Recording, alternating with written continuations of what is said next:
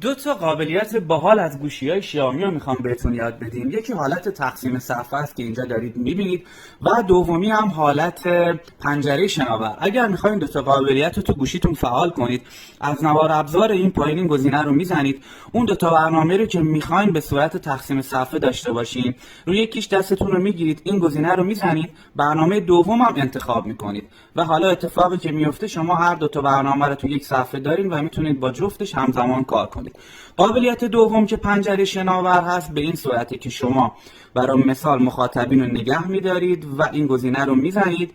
مخاطبین توی صفحه اصلیتون به صورت خیلی کوچیکتر ایجاد میشه، حتی میتونید اون رو جابجا کنید و همزمان میتونید با یک برنامه دیگه هم کار کنید. برای بردنش هم این گزینه رو میزنید و صفحه اصلی رو دارید. فقط این نکته رو بگم که بعضی از برنامه‌ها از حالت تقسیم صفحه پشتیبانی نمی‌کنن، برای مثال مثل شیریت، مثل تماس، و اگر یک برنامه این قابلیت رو نداره، اینو رابط کاربری خود شیائومی گذاشته. امیدوارم این آموزش هم به کارتون اومده باشه.